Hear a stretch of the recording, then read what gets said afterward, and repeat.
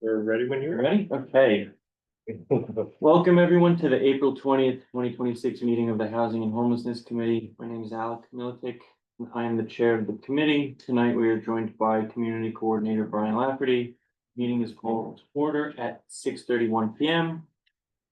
As a reminder, New York State law requires all committee members who are not able to attend the meeting in person to have their cameras on and their first and last names displayed from the time the meeting is called to order until the time the meeting is adjourned. Members of the public, and we have quite a few this evening, who are attending virtually, you may raise any questions or comments that you have through the Q&A feature of Zoom. Members of the public who are here in person, you can raise any questions that you have by raising your hand. If there is time following the committee's discussion, we will field questions from the public. We will need a volunteer to take minutes tonight. If you are able to take minutes, please let me know.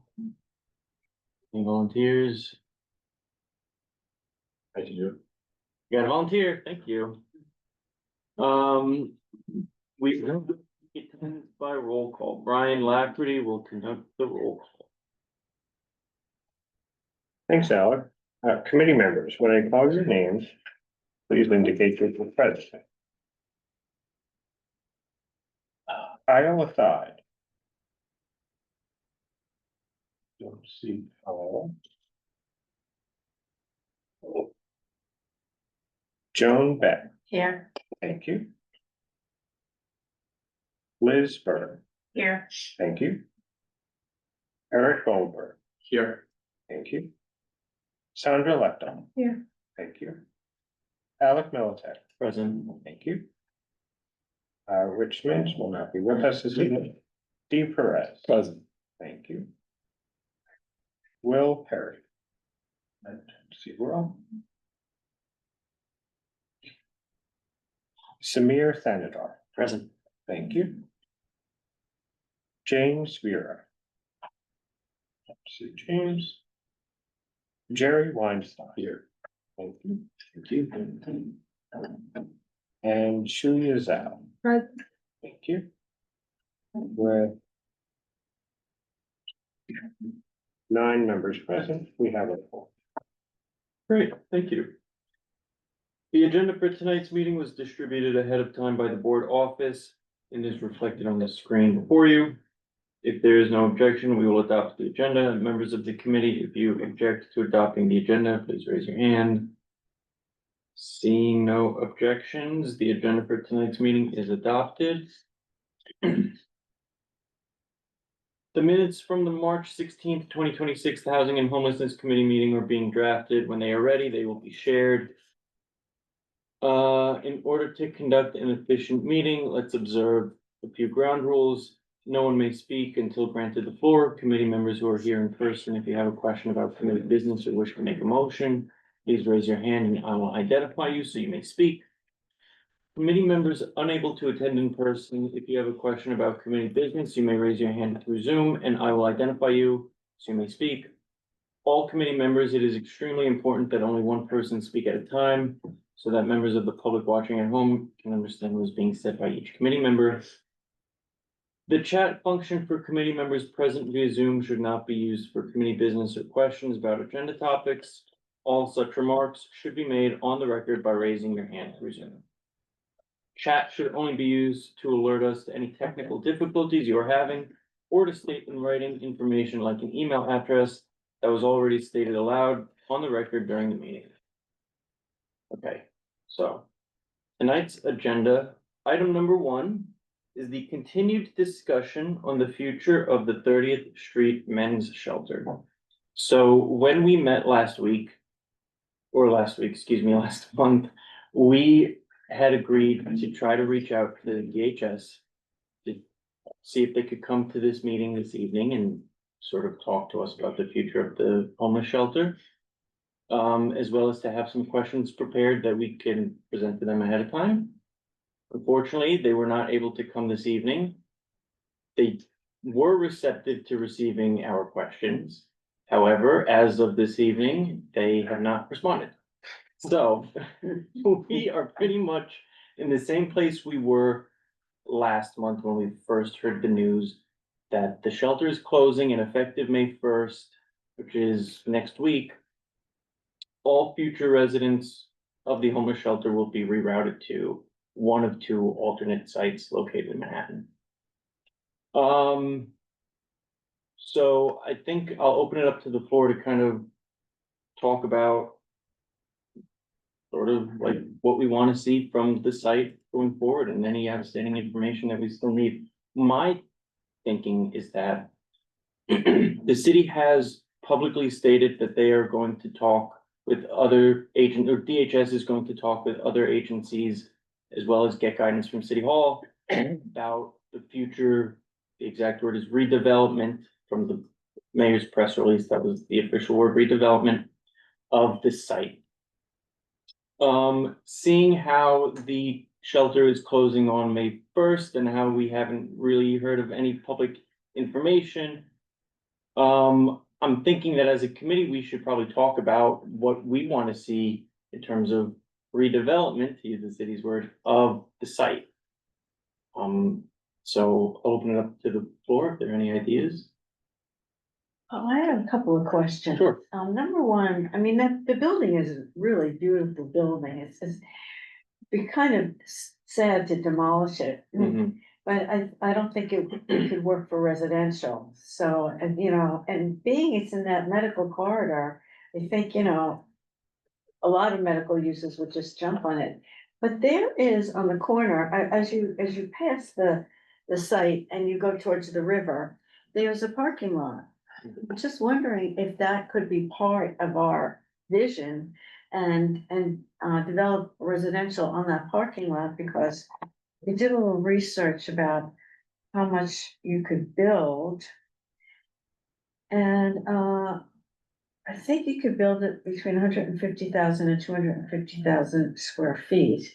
So, you know, that's a fair sized residential. Mhm. And, you know, since we are interested in affordable housing, you know, that it's a question for them, but Sure. that's the way I see the site, you know, an adaptive reuse of the existing building and new construction on the parking lot.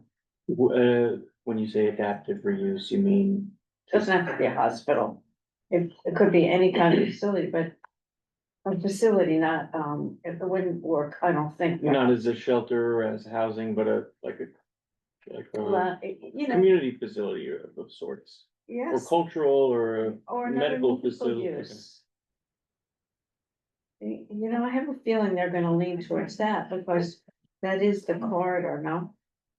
Yeah. Right.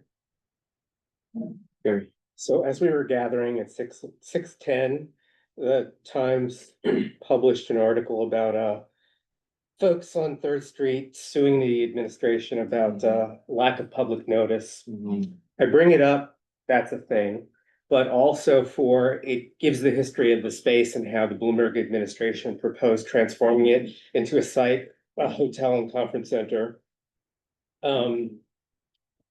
Giuliani, going as far back, wanted to convert it into assisted living. I like your idea with the pivot additionally, that I wonder if the uses of everything Spark are fixed, or if we actually might transfer. Let this be the medical facility and then recapture housing of what might be converted from housing. So I would like to see everything sort of be in play with variables. And even to look at the Bloomberg proposal to see whether there's anything. So you're talking about looking at the entire area holistically. Yeah. Well, And not to be, so if you're correct with the assessment that it doesn't lend itself to housing, then there might be other properties that are already being developed as part of that project that we could swap out. I'm just wondering if the Bloomberg proposal anticipated demolishing the building. I sort of didn't wanna look at it that way, There is but a link. I'm sure a lot of people would. 2008, an article about the Bloomberg proposal.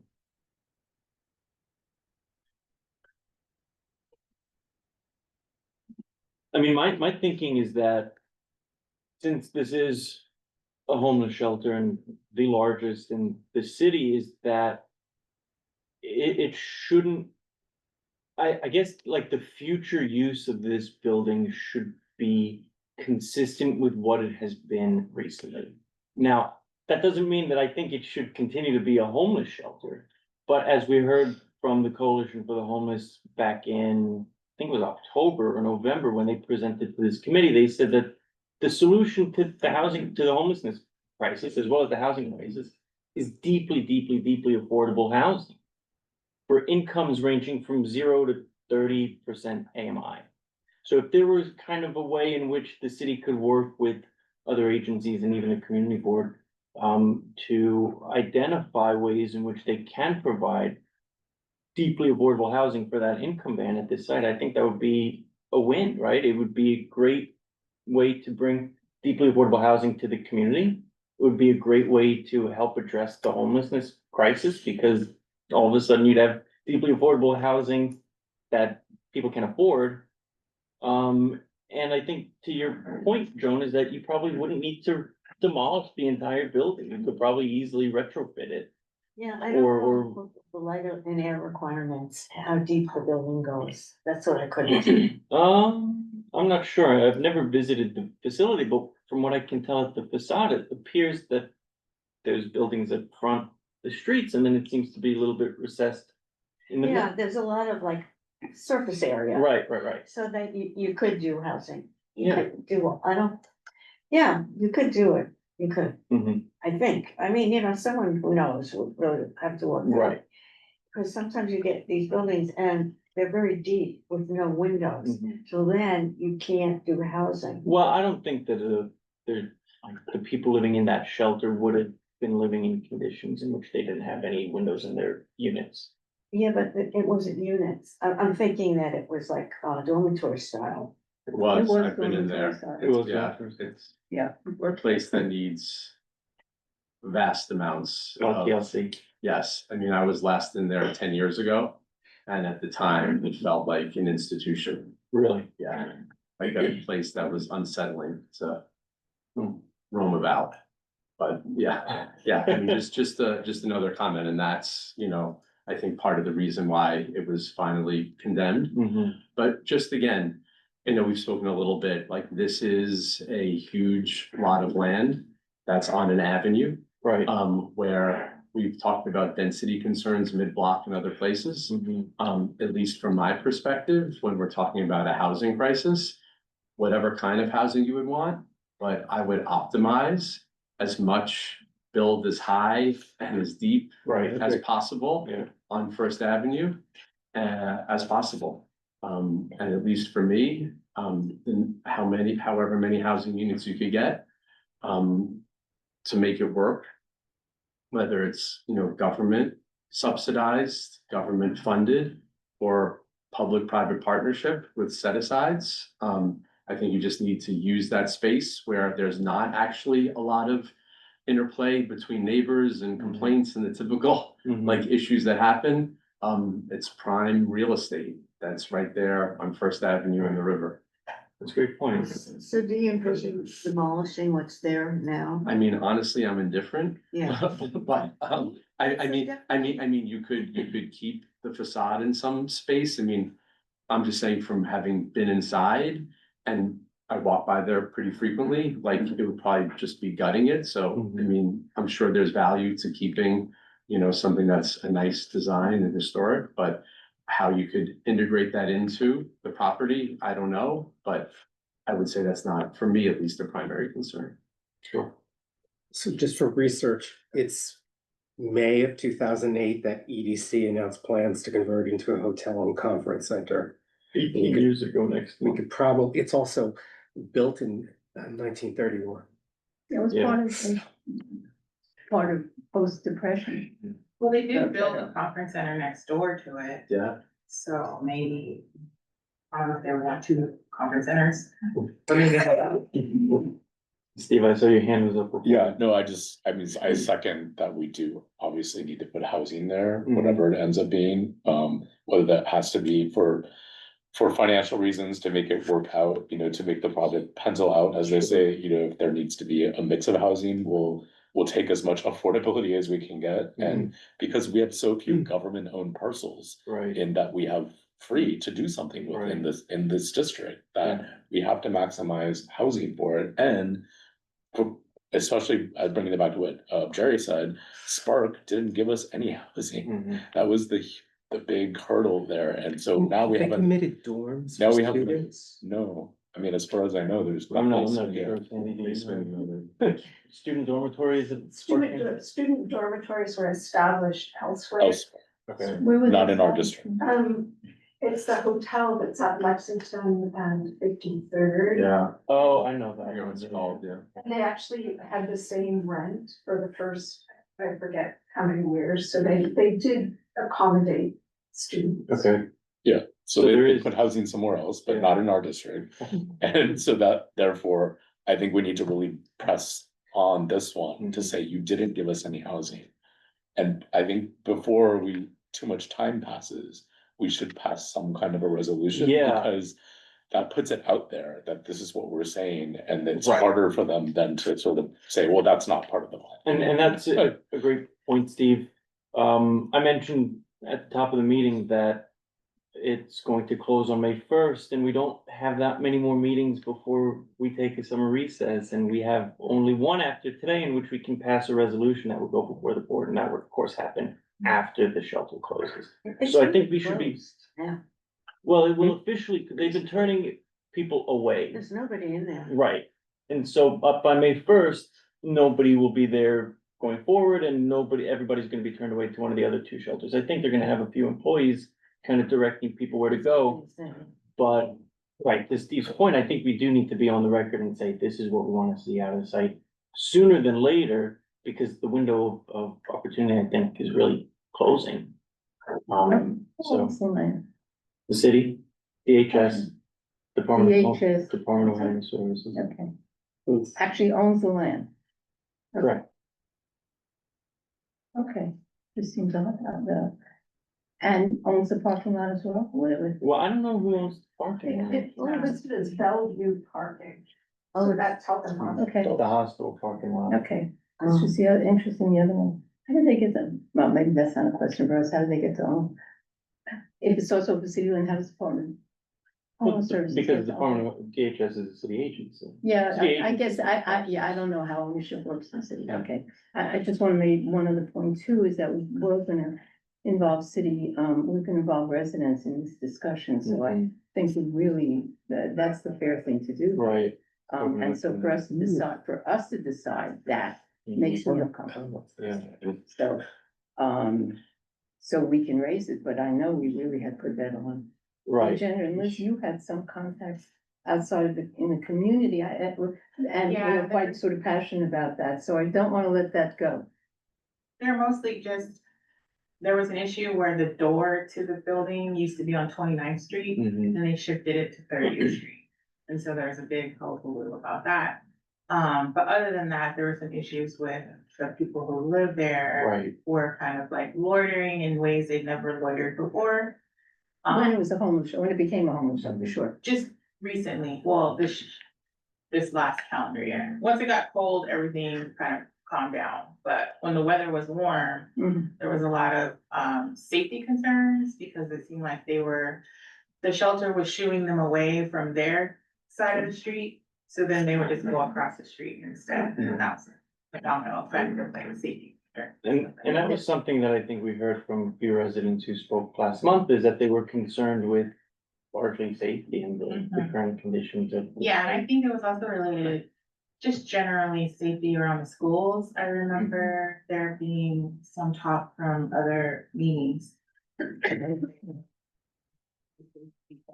Spectrum is also not that far. They had a big incident. So, yeah, it's all been mostly about safety. Right. I actually was raising from the notion of not as a homeless shelter, but what would be the concerns, what would the community folks like Mhm. to see happen to that land? It seems to me that should be fairly part of this, our concern, Right. because that's sort of Yeah. the right thing to do. And I hope we would have included or gotten, we can reach out again, we talked about possibly a town meeting or something where we're getting literary feedback. Right. Sounds like it's not gonna be a homeless shelter. Well, then what? Because you need community support. I imagine when you're doing something of this note, am I wrong when a community, support of it hold significant weight? No, Maybe not. I think you're right, you bring up good points, and we did say last month that we would try to solicit the help from our electeds and from the communities to, From the community, yeah, right? to get some Not feedback. just the electeds, you know, let's get the community voice in as of how they imagine it, and I think that becomes a significant, support. Mhm. And, Yeah, yeah, Sandy, I mean, I could just point out that if the committee puts together drafts a resolution at this meeting, mhm, it then becomes on the agenda for next meeting and where it's open to the public. And we can encourage people to attend the meeting and to, you know, have their input. right, So, I mean, that's the process that we typically go through as the committee. right, and I will also say that I did work on a resolution, a draft resolution for this very issue over the weekend. The reason why I didn't send it to the committee sooner is because I was hoping that we'd hear back from DHS to allow their answers to our questions to kind of guide us with making the resolution a lot more specific. And there's still time for DHS to get back to us by next month. Who knows if they will, but, right, to that point, I think if we were to decide as a committee to have a resolution to codify sort of what we want out of the site and solicit community feedback and have people speak either tonight or next month about what they would like to see out there, I think that would be great. Yeah.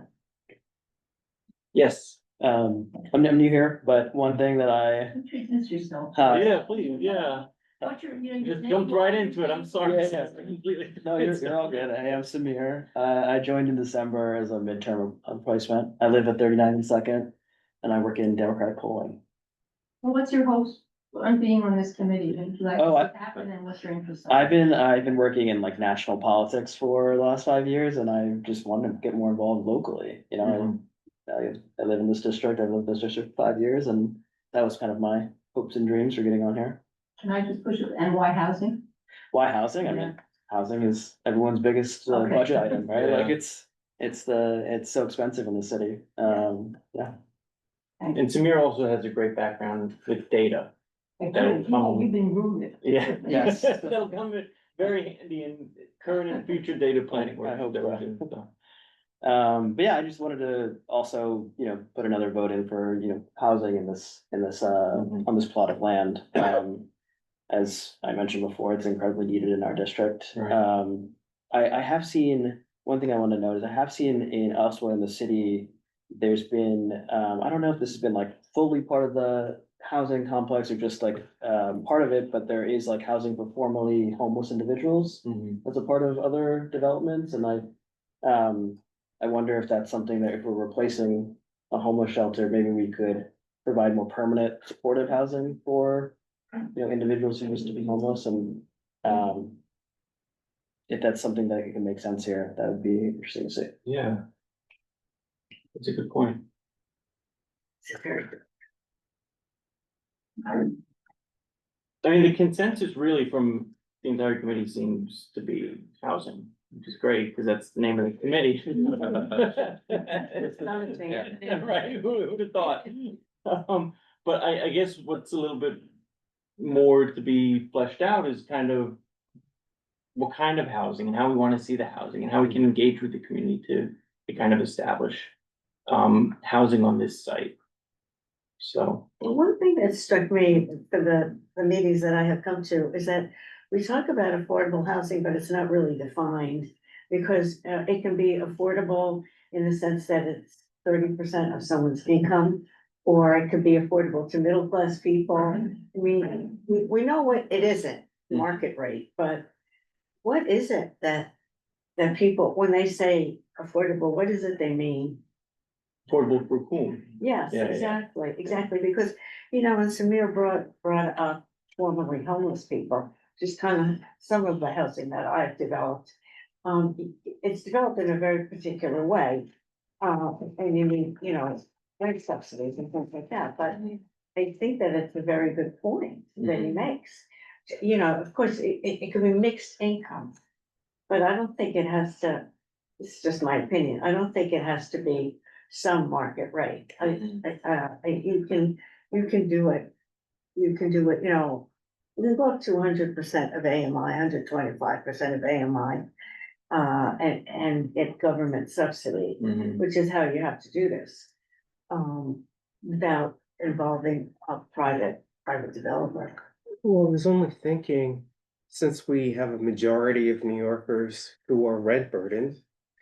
And your point about 30%, just typically a guideline, if some of the 4 billion couldn't be invested in subsidies, which we're currently not gonna see federally for the next handful of years, that New York State or New York City could adjudicate so that people who are rent burdened can afford to live here, who are presently in housing. Yes, well, people coming from shelter come with subsidies. Sure, but we have plenty of people who have never lived in a shelter and are paying 70% of their. You have to have a product with not too much debt on it, you know, and that way. Cause that is the single, you know, largest expense of a building, but if you can eliminate that or keep it very small, then you can serve a variety of incomes without having market rate payments. Has anyone followed this whole pied-à-terre tax thing as far as, is there a suggestion of where those 500 million annually will be earmarked? Because it stands to reason it should be reinvested in housing. If you're gonna have an annual recouping of $500 million, that's money that we should be using. Well, I think the plan is to plug the budget deficit. So Right. it's, you know, that's probably already called for in terms of where the money is gonna be used. And that's also a state issue right now too, right? And from my understanding, what I was reading today is that they're still sort of debating whether or not that will be included in the final budget. Yes. Any other thoughts, questions? I mean, to me, it seems like we're all in agreement that housing should be on this site in one form or another. And so I think we can sort of go from there in order to draft a really great resolution and flesh it out. I mean, I mentioned that I drafted one over the weekend that we could, if, you know, if people are curious, we can pull it up and kind of go from there. Is it, Steve took a look at it and Sandra too. is it possible, since we have a few architects and planners, to ask for a walkthrough? So we could actually assess. Of the site. As you're saying, whether or not this is the type of facility that could be used for X or Y. You could get I thought you could get a pretty good sense of it just walking around it, because, you know, it Can't you get occupies. the plans if you want? Sorry, yeah, but I think it's all gonna throw us all in. Are we still talking about the maintenance of the building being significant issue, or are we talking about? I think that's seem to be talking about a number of things, certainly. Like one of them is the need to increase the number of apartments available to people, and I guess Eric, you raising the issue of, you know, quantity is really of great significance, and then the side of the building seems to then be pushed to the side, and maybe that's fair. You right? could maybe, I don't know, architects can maybe figure out a way to Right. retain part of it. I'm just saying the interior feels. Yeah, it's kind Yeah. of claustrophobic. I mean, Yeah. it was a, you know, dormitory, dormitory style Yeah. psychiatric unit. But if what we're talking about is we want quantity, we want affordability to be very clearly demarcated, which your very important point gets lost in the discussion. If that's what we want to be actually quite concrete about. For this development, that would sound like in itself a great project, because it gets bandied around in all kinds of ways. Even as we're talking about effects, I'm not quite sure what we even mean by that. Are we talking about outcomes of that, and blah, blah, but it doesn't matter. It would be great if we do such a resolution to be very specific about what we think would best meet the needs Right. of a community. Doesn't have to be our community, but Right. New York City community. You actually have a little plan that we say, hey, we really, this is what we care about. And so we don't, I know my thing, you know, the bandwagon is affordability often is described. An affordable living has 30% of the apartments which are quote affordable. You know, you were just telling me about the 100% affordable, so people mean different things. And maybe one of the things we wanna say initially is, take Eric's point, we need quantity, and then we wanna talk about affordability by a high percentage of the apartments being, so we're very concrete about what we think is a bad. Maybe we could say in the resolution that we want deeply affordable housing, and then we can define what we need. I think you could say it as, what, you know, what income levels, you know, do you want it to serve 40% AMI, 60% of AMI, 100%, under 25%? You know, this is all considered affordable, and really you do want mixed, you don't want just one. You just don't want 30% in one building, you just don't. Why not? Because you get, I don't know how to say it, you just get a lot of people that are very poor and that, what you want is something aspirational. What you want is a building where people see successful people too, and it becomes aspirational. So you need a mixed use. Okay, I mean, a mixed income. You just do. Believe me, you just do. I don't know if I agree with that, but you're the experienced housing person here, so I'd have Yeah, to look into I that, mean, cause I'm not sure if I agree. You absolutely need services, you know. This is just the way it is. I mean, my sense, to echo what you said, is that when a developer has, instead of had mixed use and had like one building for affluent people, one for poor, then that's where you see the disparity in services. Yes, you So definitely people are want more it. likely to just, You just want a mix of people, but it doesn't have to be market rate housing. It could still be, you know, various income levels. So maybe we would wanna say that that any future housing would be for different bands of housing. Income bands, yeah. I mean, I think that makes the most sense, because you want to serve as many people as a diversity of people, you Mhm. know, unless you want to build a shelter or, you know, then that's different. Mhm. And maybe one of the things, I think we need a list of what our priorities. Yeah. But certainly you raised the issue of AMI, and that's a very loaded issue. And I think some of us have been talking about, that AMI for renters is not the same as AMI for the general city as HUD defines it. So what do we want to talk about, for example, in this document, Mhm. we want to consider AMIs for renters. We don't want to use the HUD AMI, right? Who Because gets the AMI if not HUD? It's HUD does it. yeah, I said that, but what I'm saying, yeah, I know, I'm saying HUD has an AMI, it doesn't really reflect the renters. If you look at, you just localize renters and their AMI is quite different than HUD's AMI. And renters in New York But City. the AMI is established by HUD.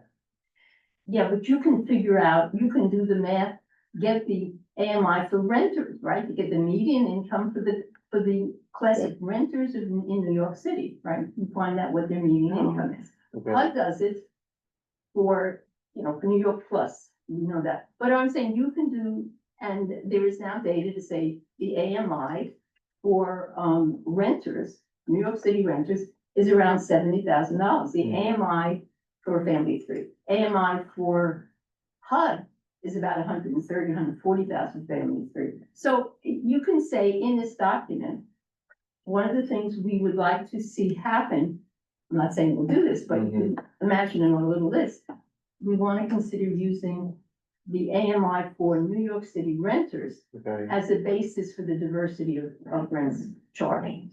You could do that, you could also make it a lot easier and just say we want lower AMIs, right? Instead of 40% AMI, we could ask for 20, right? Just say, you know, it saves it, You could do that. doing the calculations, it's just Sure. more affordable. Sure, you Right. could do, sure. Cause 20% of AMI, I'm just like, in a scenario, 20% of AMI for the region might actually be 40% of AMI for the city, right? These are not, yeah. Yeah. So we could just ask for low, instead of having to recalculate everything. it's That's probably actually, easier. I don't know how they're getting it, but I know the Times has a data. They're saying blah, blah, now maybe they're making it up, but they tap into it. Yeah. But anyway, all I'm saying is this keeps goes back to your point, is a lot of ways that's confusing.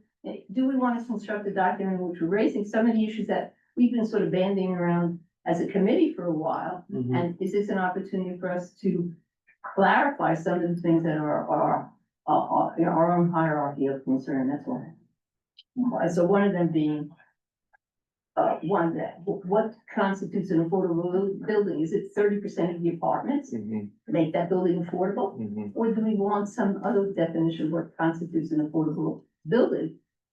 And when we define affordability, are we talking about using HUD's classification of income? Or do we want to, general, or do we want to use, a classification just of renters? What their incomes look like, let's say the people who would want to, help or make apartments available. If you use HUD, at least we're all speaking the same language, you know, it's like a generally accepted. So you could, I don't know if anybody calculates the AMI of New York City renters, because I've never heard of it, but Right. it'd be very, I've seen it in Congress. I should have. if you just- That's what I do, I'm sorry. if you have it, then just translate it into the HUD. Sure. Right, And then, That's fine. so that it'll be universally understood. Right. You know? yeah. Steve, I would just urge us to also try to get in touch with the decision makers here, because all of this is kind of like, that is what we need. We need to get them to the table one way or another, and whether that's getting our electeds to put pressure on HPD to meet with us, or whether they have an idea of how they want this to proceed. I know, well, Sandy and I spoke with Harvey Epstein with a long list of all of our budget requests, and when we brought up what's happening with this, he had no idea at the time, Mhm. this was a month ago, he said, what's happening at the shelter? right, But he suggested, oh, we should have a community, visioning process or something, let's do that, but Mhm. I also don't wanna wait 6 months for us to.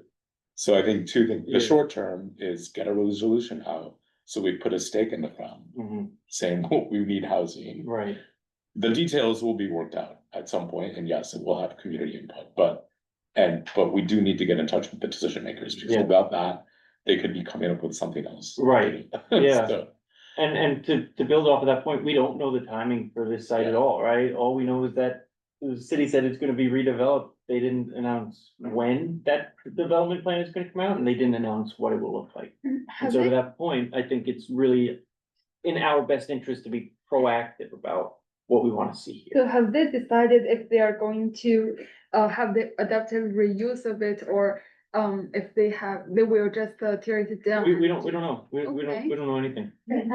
And also, I'm sorry, Sandy, if this is landmarked in some way, I mean, can it be demolished or not? It is not It landmark, is not. So you could demolish it. yeah, it's not landmark, it's not state, national, or LPC. Sandy? And I would just say, I mean, they've allowed the building to deteriorate substantially. So I think the perception is that it will be torn down. Yeah, Yeah. so if this is the case, we really don't need to discuss if the current format is Right. helpful for future housing. Mhm. We don't need to discuss it right now for this topic. Yeah, no, that's a good point. I mean, I'm of the mind that we can agree this evening on sort of a resolution that kind of touches on this point at a high level. And then sort of flesh out the details of the site later, like to Steve's point, with stakeholders and to Sandra's point with the community, so that way we can sort of understandably work together to identify more specific ideas for what we want to see out of here. But I think the consensus among everyone here is that we want to see housing and we want to see affordable housing. Jerry, last point. So, yeah, so when only at that last month, the mayor released the New York City True Cost of Living measure. And it is, the first attempt to do this truly affordable, not based on HUD. 5 or 6 different outlets participated, both intra-agency and then some of the Urban Institute and so forth. It's 2022 data, but it does depart. I just glanced at it. I hadn't had a chance to read it, from the guidelines that are typically insufficient. And shows the vast disparities between various boroughs. I can share that later, and maybe Yeah, of it'll, course. maybe if it's something like, well, the tool that you just published, more likely to, become partners in developing something. Yeah. So, are we in the mood to vote on do we vote on a resolution, or can we just pull up the one that we worked on over the weekend, and if people have comments to that? I mean, unfortunately, we kind of drafted it sort of last minute over the weekend, and it wasn't shared widely with the committee. I would recommend pulling it up and looking at it. Do you mind, Brian? Thank you. Sure.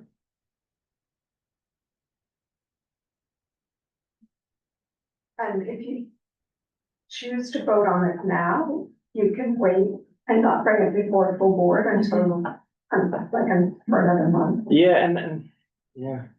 Should we wait until the next meeting for us to vote on this as a resolution? Because it is hard to do this, to read through it like this.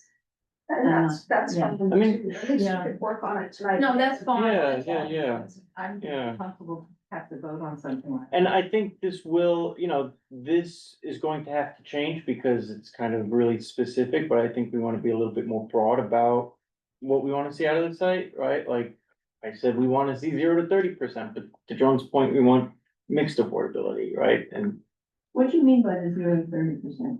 Of what?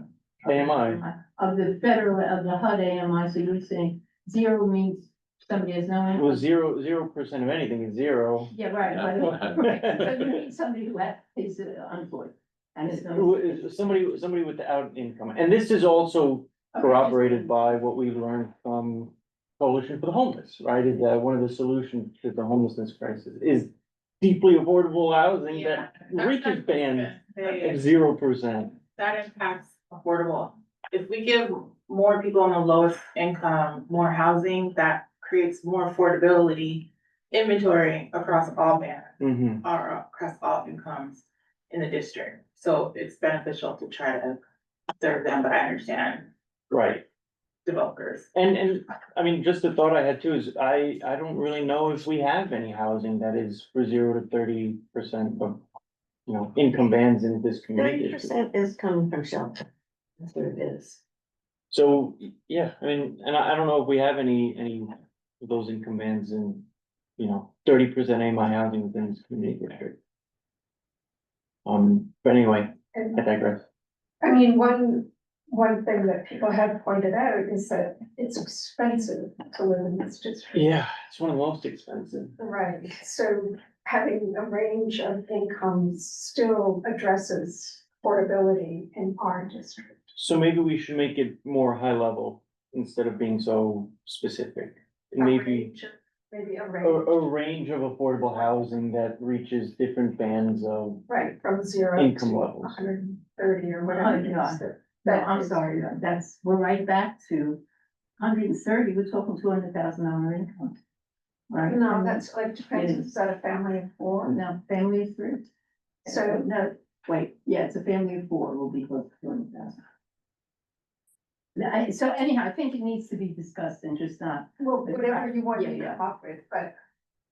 it should be different income bands. Yeah. Yeah, but we should just think about that and know what the salaries are, the incomes that we're talking about. We can talk about it, Yeah, and we I think can, we should, we yeah. can, draft something this evening. I think we should also look at models, to your point about examples, Yeah, we should look at models, I mean, there have been some touted new developments. right, Or right. affordable housing, that have been released recently, and I yeah. don't know what, I haven't looked in detail to see what are the income bands of those ones. Yeah, We could That's say, what are the, exactly what I'm going to say. what Yeah. has been developed recently, what has been, right. financially viable, what's. Is that something that you guys have found in doing your research, the different kinds of, No, we didn't focus on that. No. Yeah. But where were you thinking and what was our new affordable housing? See, you were mentioning that where was that developed in the city? You said Different boroughs, I mean, there've been press releases on that, on, okay. on, here's a new affordable housing. And there's actually one in our district too, because I mentioned when we were pulling all the rent stabilized for 2025, that building that's in our district is not included. There's a housing lottery, you can apply for it now, but nobody lives there, so it's not included in the data set that we've been looking at, so.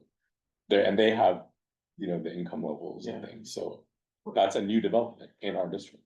But the Department of Buildings website shows all the new construction, and maybe we Yeah. can look at that and to see if we can search the potential income target for the new constructions. When you say it's affordable, you mean it has affordable units and mixed in? I think they're all different. I'm not talking to one specific building, but I haven't looked in detail to see what they are. Because the buildings that are on the HUD website are often just mixed income where there are a few set asides for affordable units. It's not really just a few, like 80/20s. Okay, so do we want to discuss this resolution, or do we want to work on this behind the scenes and kind of specify it? Well, I mean, you can walk us through what. I guess I can. You can, So, all right, if you don't mind zooming in, Brian, so you can see a little bit better, you can hide the comments too, it might open up the page more. If you go to review. Yeah. There we go. Move the text that's in the bottom. Yeah. Okay, so as I said, I've drafted this over the weekend. I sent it to Sandra and Steve for their eyes because they've been working diligently recently on a lot of housing stuff. So the first whereas clause just kind of outlines the announcement of the closure. The second whereas clause and the third whereas clause cite specifically from the mayor's press release, the reasons behind the closure of this facility, citing the infrastructure, which Eric mentioned before, how it's really in like a sad state. And how the Department of Homeless Services is working with other agencies to identify a long-term plan. This whereas clause, in which it is identified as the largest homeless shelter, leaves a lot of individuals and families with uncertainty and leaves the city without one of its most important homeless facilities. The next whereas clause, New York City continues to face a persistent and worsening homelessness crisis, so kind of tying in homelessness with the shelter a little bit more. Before we kind of go into a little bit more of the housing with this whereas clause, where we say that one of the root causes of homelessness is a severe housing shortage and the need for deeply affordable housing. I cite the Coalition for the Homeless presentation that we heard back in November, in which they said one of the solutions to the homeless crisis is 0 to 30% AMI affordable housing. And the following two whereas clauses are asking for a coordinated and transparent partnership in which we can identify ways in which we can bring more deeply affordable housing to this community district. So the therefores, we call upon the city to work alongside Community Board 6 to identify a permanent and long-term plan for the site, to Steve's point, how we should work with stakeholders. Be it further resolved that the city include relevant agencies such as HPD and DHS to work with us to identify permanent housing solutions to address the homelessness crisis, not only for current residents, but for all future residents as well. Asking for the city to prioritize the development, preservation, and financing of deeply affordable housing units. And that the city continue to engage with us throughout the planning process to identify appropriate sites of development that can continue to advance our housing and homelessness goals. So, a lot, thoughts, questions? I mean, I realize now after reading this that it's very specific and it doesn't really touch up many of the points that were brought up by other members of the committee this evening. So if anybody has any other things that they would like added to this, or they would like to take a look for homework, or if they would like to share their thoughts, maybe with Brian and myself via email. So that way we can work on a really great resolution that I think hones in on all the points that we're trying to get to. If you could email it to everybody, they could just respond to you with, you know, their take on. I can't even say it for me. So like my overall like point about on the specifics, but Mhm. it starts out by sort of saying this is in response to the 30th Street shelter closing. Right, But then it ends with like, help us identify sites, for housing. So it kind of like loses, I feel like it should be more, we are talking about a very specific site. right, And so we should really focus the results on what that site should be and what are the criteria that we really want to. We may not be able to define the exact AMIs and how many units and all of that now, but just say, as a general point, these are the things that we really want to see in the site. Right. Deeply affordable housing, maximized number of units, mixed income, things, just list all the things that are important to making the site a successful site. And then just have that be rather than kind of like, there's a lot of results here, we're just kind of saying we want collaboration, we want exploration of other sites. I don't think we need that because we're talking about a very specific good point, set. good point. So you made me think, has anyone looked into the details of the folks who have been reimagining the Pfizer headquarters for affordable housing? And is there something that we can learn from that insofar as the following people have done this work and it yielded this much and it took this long?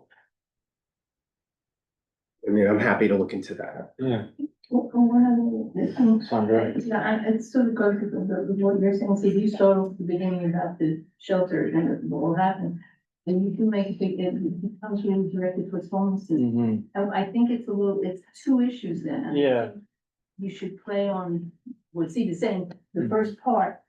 And I think the homelessness is fine, it should be in a separate resolution. Yeah. You can pull that, otherwise it's confusing. That builds off of Steve's point to kind of hone in the resolution Right. on the issue of the site and what we want Right. to see from And it. then just drop a lot of that starts. I mean, with it- homelessness, which is, Probably has got to cut off maybe half of the warehouse Yeah. costs. No, it's fine, it's just that I think what we want to do is just this, that's not necessarily homelessness per se. Sure, A lot of, it's what we think we like to see. Right. Yeah.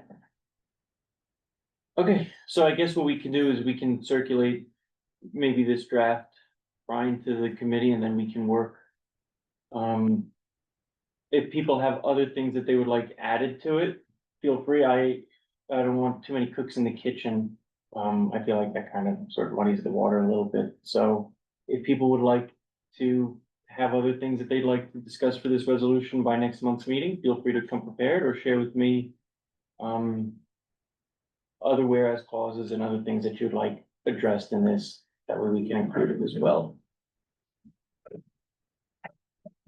And then I can continue to work on this, maybe Sandra and Steve, or if you guys follow it. That way we can really tighten it up. And then by next month's meeting, we'll have a really great resolution that we can discuss again, and hopefully DHS will have some questions answered. So we should respond to it as soon as possible. So what's the cadence for having this resolution shared with the committee, Brian? It's a week before, right? Is that the goal? Ideally, the committee would have more than 3 days. Three- Before, 3 days? yeah, So before, what day would that be? So draft resolution would need to be sent to everybody for review by Friday, Friday. Friday before we meet. Okay, But I'll be sending this current version out Sure. tomorrow. Yeah, okay, great. Okay, awesome. Great, thanks, everyone. That was really great, and I think we all have our marching orders.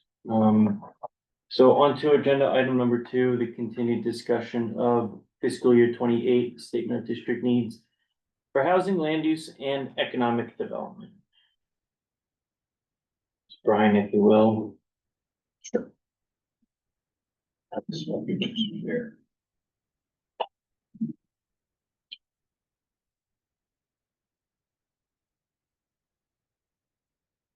So I know several committee members have shared some thoughts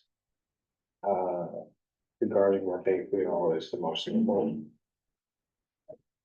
issue in the district, in the area of housing, use and economic development.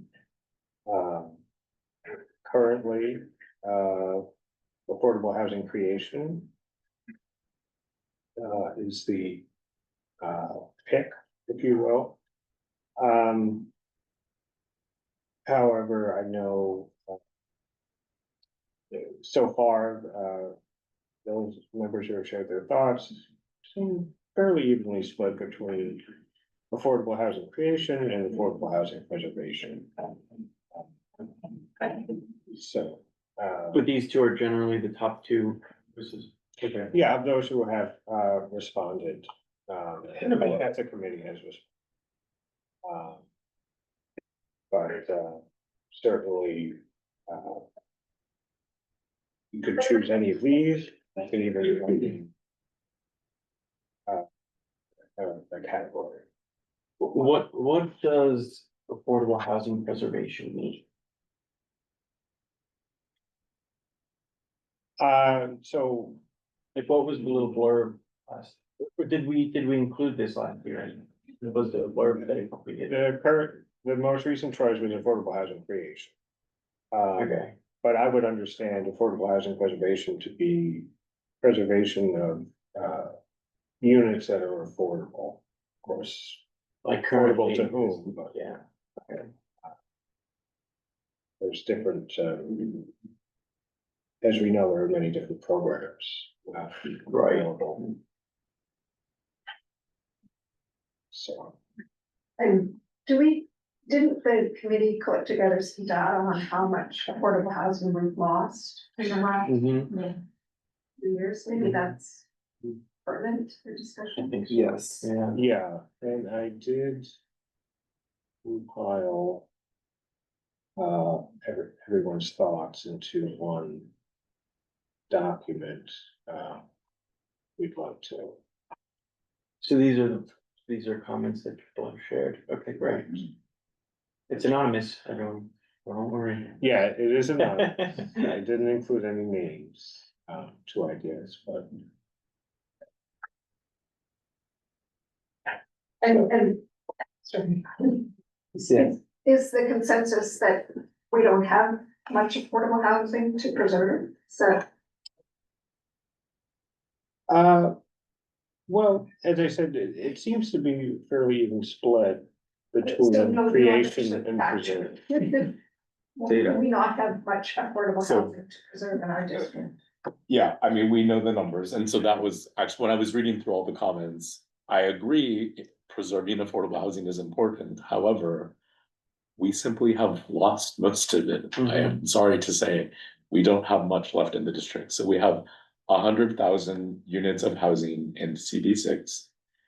We have 22,000 units that are rent stabilized. So 22%. 22, that's, and half of that is Stoytown PCV, so 10, really, we only have 11,000 units of rent stabilized housing. So that's 10% of the whole housing stock. I mean, we're not Yeah. gonna solve our problem by simply saying we wanna preserve the 10,000 units we have left. Right, Sure. And the other question of what I had about preserving is, what do you mean we're gonna preserve that housing? Mhm. Because how is the mechanism by which they become lost? right. Is many different ways. some of which don't really have anything to do with. Yeah, Sorry, unless you're gonna say, the city is gonna abolish development, or, like, there are certain things that just get lost Mhm. because of many different reasons, so I'm not sure what you would do, other than the thing that stopped the loss of so much housing was the law that got passed in 2019. right, which I was That gonna was say, what- there are now laws. So, in but place. unfortunately, since the early 2000s, we've lost so much 600,000 units. in housing, Kansas. and a significant amount in our own district, which we saw the numbers, so. Yeah. I don't know that we're gonna get much by just saying we're gonna preserve, I don't know what we do to preserve. what's Yeah, left. and I think to your point too, Steve, is that if we say we want, what was the other option, Brian? The creation of more affordable housing, it directly ties into what we just spoke about previously with the first agenda item, is that there are sites in the city that we think are prime for the creation of more housing and more affordable housing specifically, and And I think, I agree also with some of the points that others raised in the preserve, is that the fact that we are already, compared to other boroughs, Mhm. our district just doesn't have a lot of space to construct new housing, which I totally get. And I do agree that, there are other boroughs that probably have much more higher potential Sure. to create new construction housing than we do. But given where we are with our housing stock, it Right. doesn't mean we have zero opportunity. Right. So I think right, we need both, but I think we do need to focus on construction because we Yeah. simply don't have much left. yeah, So I feel that to preserve. the concept here is a little bit tricky, because for Stuyton and Peter Cooper Village, we create the rent stabilized units. It doesn't mean that we created the new units, but it means that we have the existing units, and then we change these units to the rent stabilized status. So I am a little bit confused about what it really means to create the rent stabilized unit.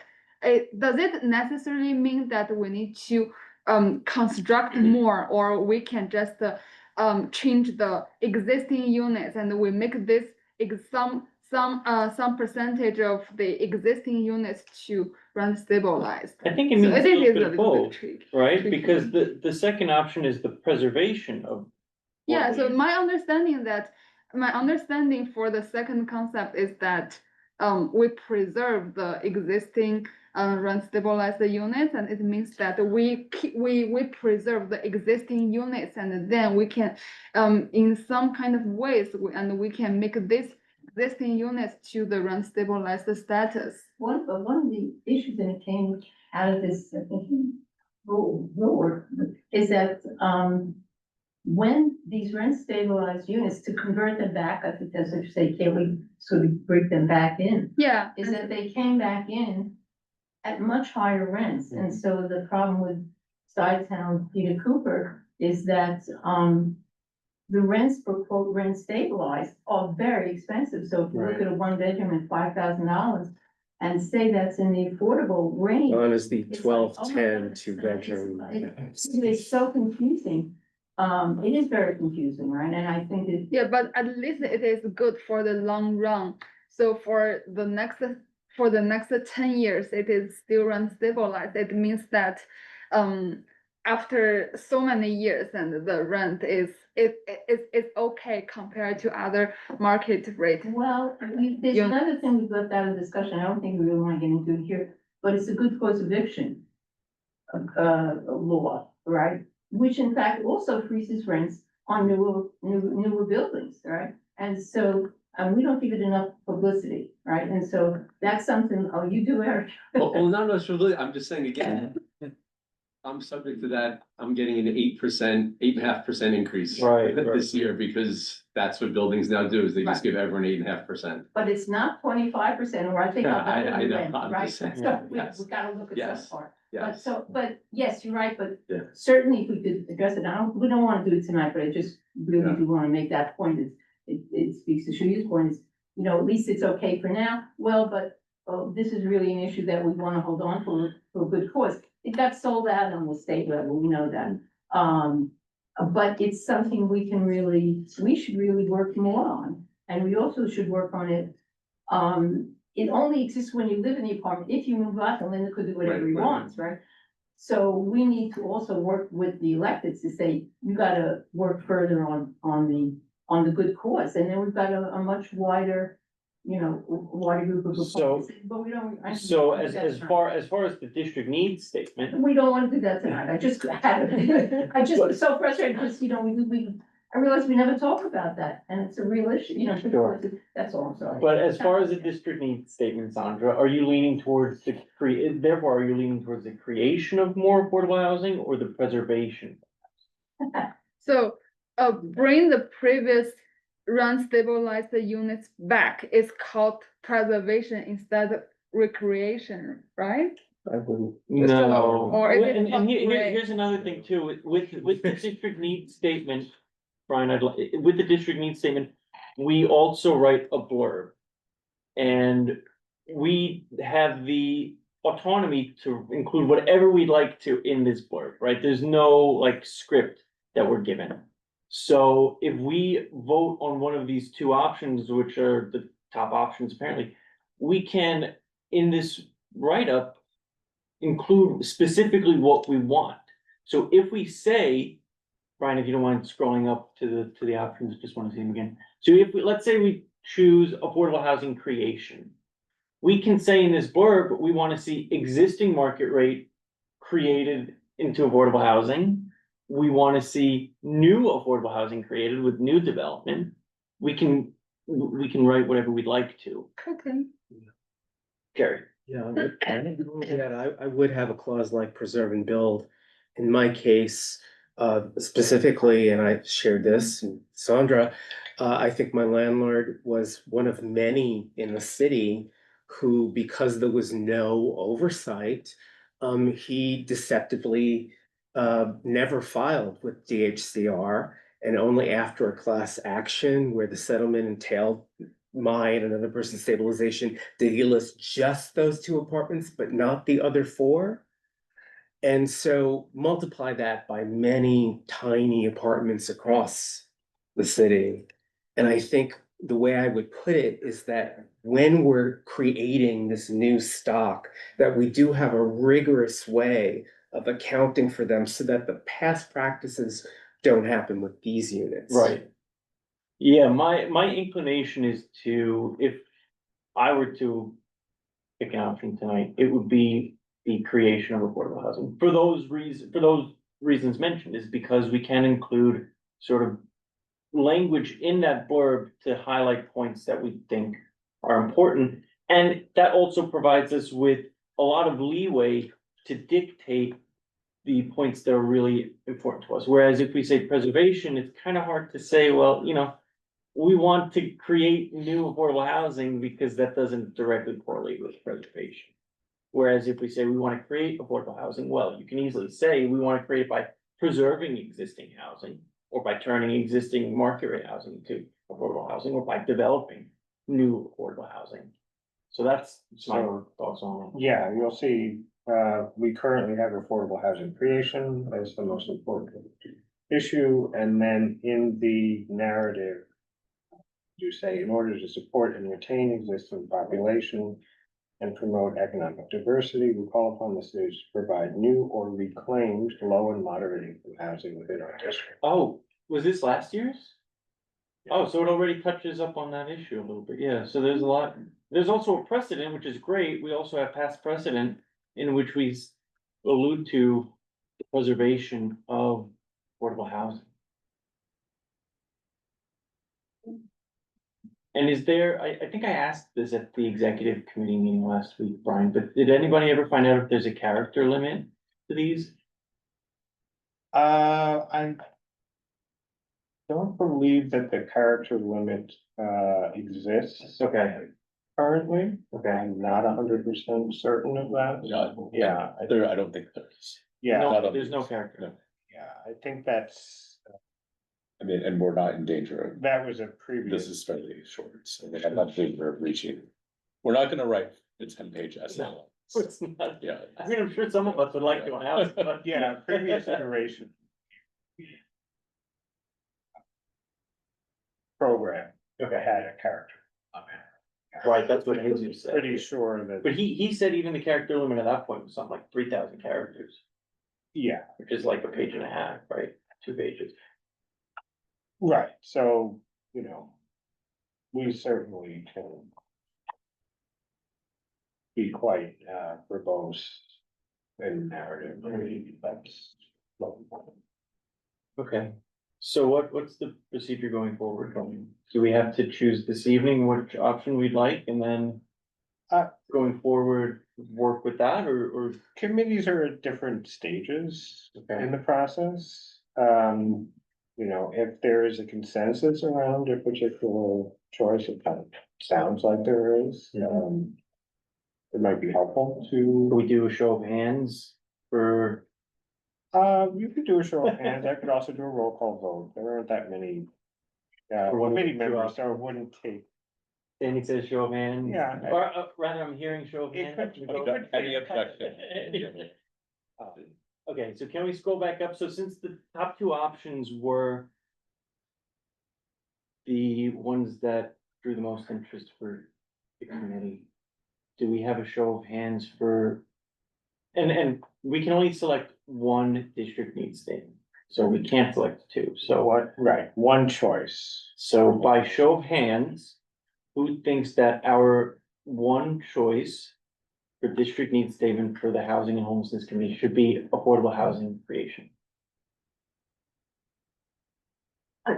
Can you combine them in one sentence? No. It's We, a form, you have to submit it, so Yeah, so we have to designate. The narrative can. there's no multi-selection. but then, Yeah, you yeah, can't have one motion. Right? Not our own choices. It's a form that the office has to submit and it's this format, so Oh, that's why I it's see. like. but we can write whatever we'd like to in this form that meets that definition of affordable housing creation. Yeah, I mean, I am completely stunned at how few stabilized units Yeah. are in this. But, I think it's very important to preserve them. Yeah, that's a point that a lot of others have made this evening too, and I think that when we do get together to draft this, we should really touch upon that issue, and we should also cite a lot of the data that you guys have done research on, as well as. But also my point there was, what is the mechanism? Right, I don't know what you do to. and yeah. Preserve affordable housing, because what the way that we saw it being destroyed was, you know, a landlord comes and says, I'm buying, this is a tenant, a apartment building that's now converted to a co-op. Mhm. So I'm changing the ownership structure, Well, and then all of those rental units. So what are you gonna say, pass a law that says a private developer can't Right. change the ownership of a privately owned parcel? I mean, I Affordable don't think housing that's gonna go creation is more anywhere. actionable. That's, Eric? I was just gonna say, I mean, the one piece that always feels like a nuance with rent stabilization is that there's not clarity the people who are in those units actually are rent burdened. Mhm. And I think that is one of the big disconnects that we have. So how do you continue to push to align affordable housing with people in need? Right. And I think like that connection is not there today. So when we talk about preserving rent stabilization, I don't have that much of a focus on preserving rent stabilization. I'd be really excited about providing housing opportunities for people who are rent burdened. But that connection doesn't exist today, rent stabilization. Yeah, that's a great point. I gotta raise a little bit of a counterpoint to that because rent stabilization has a long history. And so as people are, like I'm an example of somebody who's living in a rent stabilized apartment. And I'm not on the 30% income level. But at that point, we also talk about aging price. What you really do want to consider is what might happen if you then can evict people. By and large, like in my building, my building became a condo. The surviving rent stabilized are all, I don't want to use the word old people, but they're old people, right? And if you can disrupt the stability of people's lives as you go after this. So you just have to think about that. I understand there's nuance to it, and I agree, there's many people who have second homes and live in rent stabilized units, there's people who have multi-million dollars of assets and have low income, so I just think like it's a tool that's not very nuanced. Yeah. And we spend so much time talking about, you know, like line items around how we make affordable housing, but the biggest program that we have in the city, there's no nuance to it, right? And there's no detail. So that's my only point, as we say, preserving.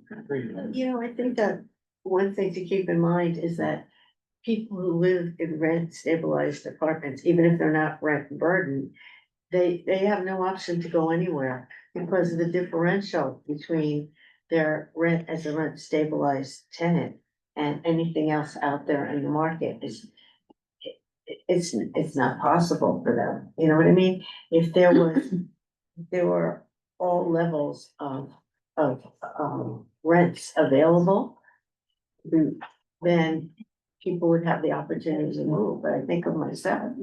Jerry, last point. Related, have we ever discussed the Permanently Affordable Social Housing for New Yorkers Act, which is currently in the legislature? I'm not, Something for another, yeah, meeting that that- sounds like a future meeting. I'm not familiar with that. I've just Can you- been speaking about. Can you share that with me? I've never. Yeah. Thanks. Great. So Brian, so what is the cadence now that we've sort of selected the top option? Sure, now since we have a consensus here, I'm not sure exactly where the land use, landmarks and waterfront committee is in the process. Okay. But they also clearly have purview over this section of the district needs statement. So we'll see, either what they've chosen or what they will choose. Well, you're on the committee, and so you. Yeah, I mean, we're gonna talk about it next week, I guess. Right, so, more than likely, I would say that the most important issue will be settled. And then we can focus on, say, next month, we can focus on the narrative, which Right. can choose to base the narrative off of the previous year's Okay. narrative, or we can do something new, start from scratch. Okay. You know, that's something that the committee can discuss at the next meeting. So if people have ideas or about what the narrative should include, Okay. they can, I think, much like people have submitted ideas in the past month over what they believe is the most important issue, they submit their ideas for the narrative. Okay. What was the length of last year's? Well, it's here, so. Like a you can paragraph. see, yeah, you can see the current, it's a few sentences, 1, 2, 3, 4, 5, 6, 7, looks like 7 sentences. Mhm. But since we no longer have the character limit, obviously, we can Okay. be more. It really feels light years different from Adams and, you know, I guess pre-City VS, all the stuff that we're talking about. Yeah, Great. and then there's the optional sections. Which they're optional, we don't have to certainly have to. These are optional in that we can select. We can essentially write what we wish, or we could write nothing. Okay. So currently, you know, we expound upon needs for land use. And this was because the land use committee chose to do this? Because we have the same district needs requests? Well, the same options rather. I mean, this looks more tailored to land use, they're talking about. Yeah. Presumably the land use, I mean, I don't recall the housing committee, discussing this. Okay. And I'm not sure how old some of this language might be. Okay. I see, you know, 2008 recession, 2016 Yeah. boom in residential permitting. Dated. Greater is midtown rezoning, Okay, 2017. so this is dated.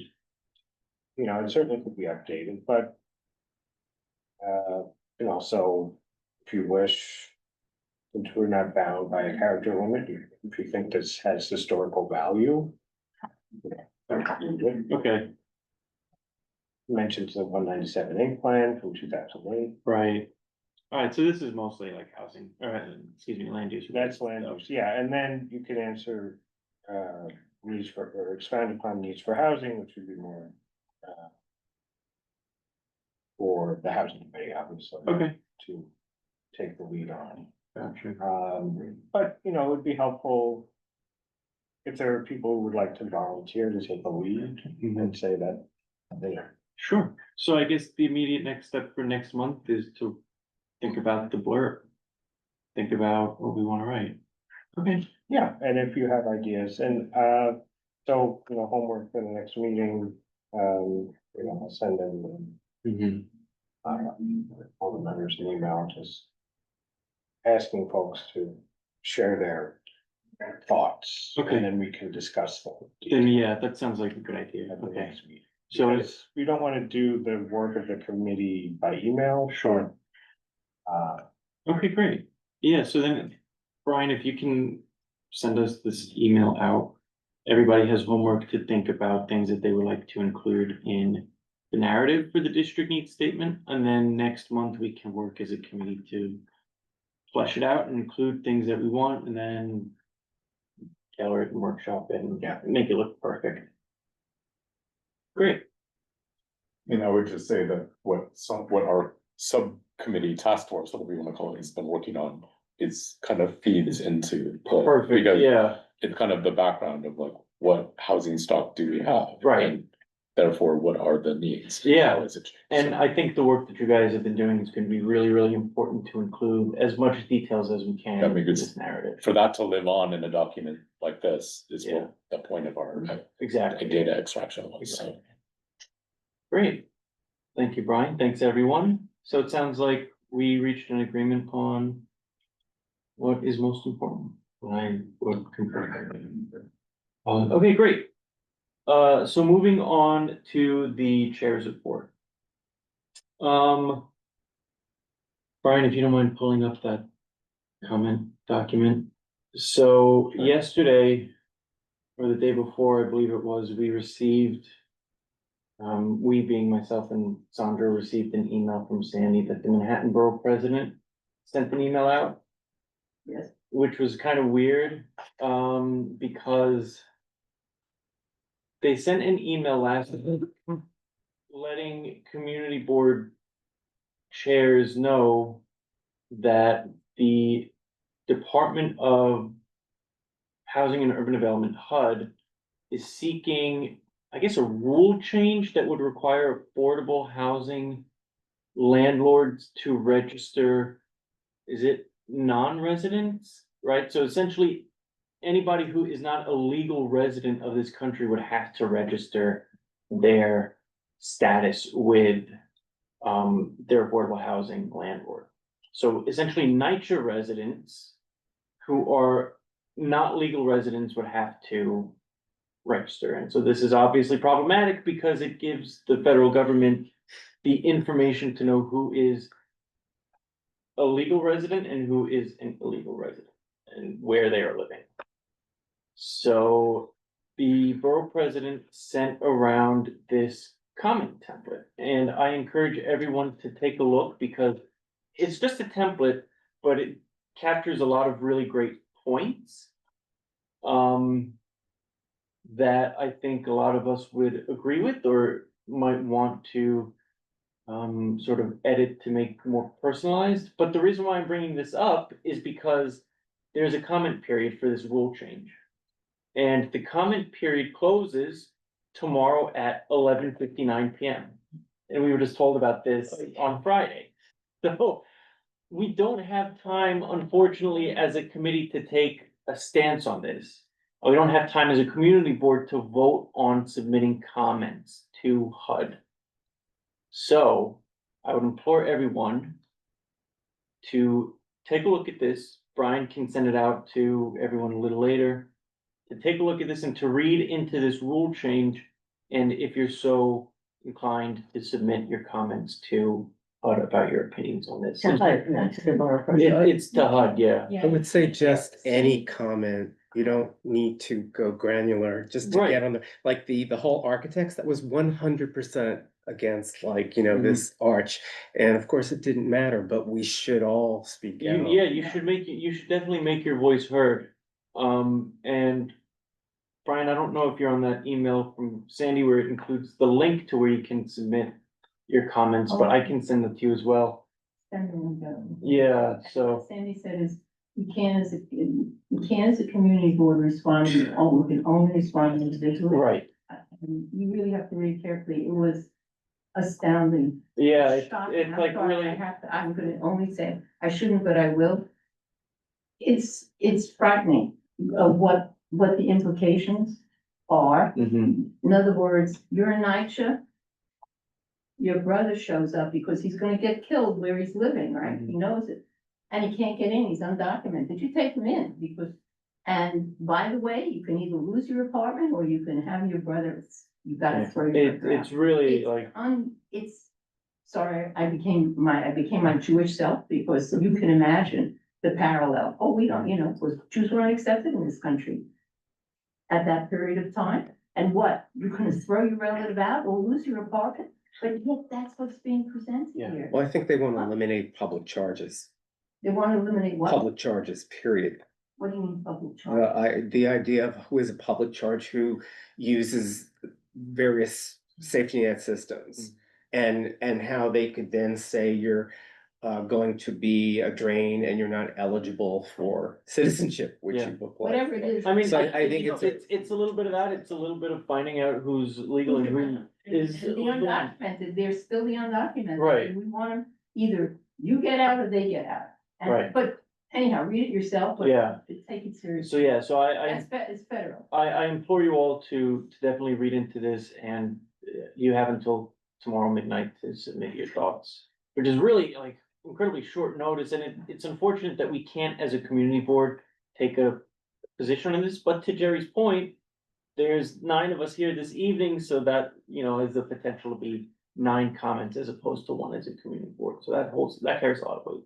So Brian will send that out to everyone. And you'll send the link of where we. And yeah, I will also send the link to where we can submit comments to Brian, so he can send that out to everyone as well.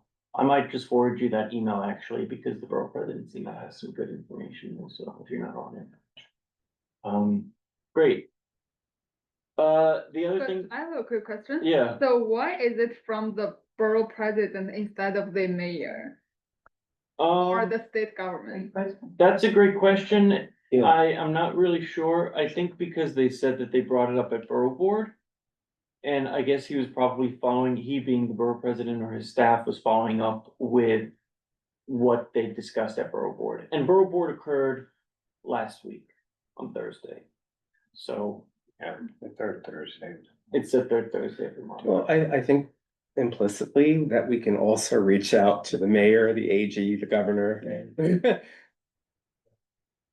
I assume that Tish and others will sue over this. Oh, yeah, I mean, you Right. could reach out to your federal representatives too, of course. Yeah. Great, So so do other borough presidents also? Good Do they? point, not, Reynoso, not sure, yeah, not sure. it's a good point. The other item that I'd like to mention in the chair's report this evening is that we are going to have a guest speaker at our June community, at our June committee meeting. We are going to have New York City HPD come and talk to us. And the timing is great because I think we have a lot of questions and a lot of things that we'd like to talk with them about. So just want to put it out there right now so everybody can start thinking about things that they'd want to ask Do you wanna HPD. submit questions in advance? I think it would be great to submit questions ahead of time. I think it would be really great to get them prepared to answer the questions that we would have for them. It's not every month that they come and talk to us. It's the first time since I've been on this committee that they will come here, so I think the opportunity is really important. Which part of HPD? I don't. But they will talk about things like AMI, and they will have a presentation to share. And they did say that they can tailor the presentation to other things that we would like to see. So if there are any questions or comments or concerns that you'd have related to housing, I think it's really important to let myself and Brian know, so that way we can let HPD know. They can prepare to answer our questions and they can prepare the presentation. All right, so it's the neighborhood strategies. The neighborhood strategies team, yeah, but they'll, if they don't have a question, or rather, if they don't have an answer for our question, they can ask their colleagues before they. So I think it's really important to get questions to them ahead of time, so if people can let Brian and I know, let's say before next month's meeting. So that way we can submit questions to them sort of in mid-May, gives them a month to prepare. Just something to think about. And then the last item on the chair's report, so as Sandra had mentioned a few months ago at one of the past committee meetings, is that in doing this housing research, they've realized that there's really no repository and that there's no database for all of the affordable housing that's coming online.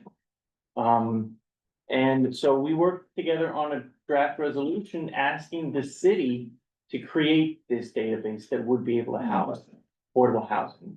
So, Brian, I guess if you don't mind just quickly sharing that.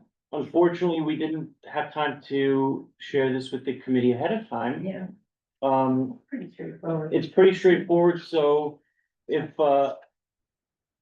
we would like to vote on this evening, it's a one-page, maybe less than a one-page. And I'll just say you changes. Just say, Anderson, you can't, I wondered where man that we got his rent stabilized apartment. Honestly, I thought, hey, rent Friend of stabilized. a friend, who knows? Yeah, exactly, but you can't find it anyplace, right? And we certainly have, so this is really to create a listing. There's got to be a public listing of affordable, rent stabilized, or that, you know, that you don't have to wade through or guess or. Right. So that's really what this is about. Yeah, Okay, so I think the only change, the changes right there, Sandra, where you asked to eliminate the one on the housing. the 16th, whereas, Yeah, that one. right, whereas rent stabilized. There's existing platforms, including. Oh, no, there's one on, the one on whereas, including the Housing Connect, right information. Yeah, the So 16th, I whereas. said we could just drop that. And the other one I think was, the resolved, I don't know if you got it, oh yeah, just, that the city established clear reporting requirements obligating owners of rent stabilized and rent regulated properties to report vacancies, including rent stabilized apartments that have been warehoused by the landlord and taken off the market. There may be a better way to say it. But one, then it may be a second purpose, maybe should or shouldn't be included. So we want a listing of rent stabilized and rent regulated properties. But we also know that many of these properties are warehoused by, the landlords. And so we want that included in the listings as well. So we know what all of those apartments are. That, I guess, as I'm rereading, that may or may not be something we want to then require of, on this listing or not. That's it. Otherwise, that's what you see is what you got.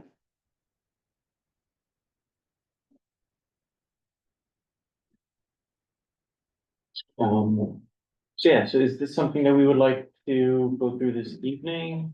Something that we would like to talk about? People feel free to opine and, you know, as I mentioned earlier, we didn't send this out accordingly, so nobody should feel pressured to. Only thought that I had, either way, is this something that would actually have greater momentum if we brought it up when the HPD person were here and enlisted their support, And- or come to them with, we've passed this? And to your One of point, those. Jerry, I think it's actually the latter. Uh-huh. I think it would hold more weight to Having say at had- HPD to say, hey, look, we passed this resolution saying we think there should be an affordable housing database repository. And we have this And we housing have person from the this- city council. Right, we passed this resolution, we have this X, Y, and Z. So to your point, Jerry, I think it holds more weight Okay. to have a resolution passed than to say, is this something Okay. that you're thinking about doing? Yeah, and trying to think, so next, if the committee considered this month, then full board in May would vote on it, and that would, obviously be. I mean, we haven't had a chance to read. yeah, it. We haven't read it. You don't read. Just trust us. I think, Sandra, I think what we could do is we can actually, since we have I think now since we have like a really solid resolution that I think you and I are okay with, we can actually talk about it at next month's Yeah, meeting and yeah. vote on it, because that would still Yeah, give us we time to still have pass it time. before we meet in June at May. HRD. Right, because the June full board meeting is June 10th. Our meeting would be on June 15th, Great, so. so we would We be don't able have to to- vote on it as a full community board, send it to HPD that evening or the following day and give them some time to review it. That way we could still, to Jerry's point, say, hey, we passed this, and we've been talking about this for months. This is something that we're concerned with, so I think, Brian, if it makes sense, if you can also send this out to, you guys are gonna get a lot of stuff. You can also send this out to everyone. And to that point too, since HPD is going to come in June, if there's anything else that we would like to be on the record with the resolution as saying, I think it's really important to come to next month's committee meeting prepared. Who funds the legal support that folks are supposed to get? Because it's only funded at 20%. So would that be through HPD or? None of it. Meaning with the passage of various laws, there is a fund so that if you need pro bono legal help or whatnot, that a pool of people are coming to center. And depending on which day you're in, you can sign up with them. And so they're being paid by this fund by the city, but it's only funded at 20%. So I'm just wondering about that, you know, they have to turn people away, even though it's supposed to be a right that became. I think that's a great question to ask them, right, because I'm not sure. Yeah, John, all your questions down, people. So that's it for the chair's report.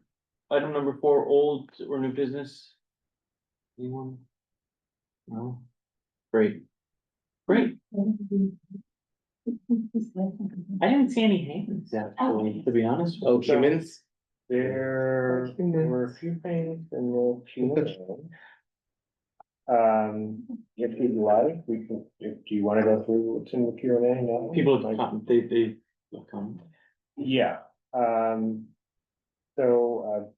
Marr, he just notes that the land to the east of the men's shelter is under agreement at the next site for Alexandria Equities Bioscience Project. Okay. Elliot also would second a mixed income building. It allows people to live in the community with, great, yeah, so we also have a member of the community who agrees with us that we should. Yes.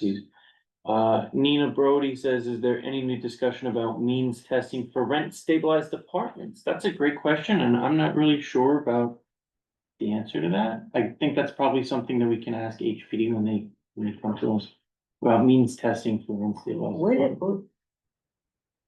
I never heard of that. It's something that we. need Yeah, to some do people want homework. it, most people think it's a bad idea. That's something we should do some homework on. Idea. I mean, it's something to debate, I suppose. Who's gonna do it? The landlord? It's a future conversation, I think, after some homework. And what it has been like Westbeth, there's a question of like, 1 year, if you're an artist. Feast or famine? Yeah. On that note, at 8:10, the meeting is adjourned. Thanks, everyone. Thank you.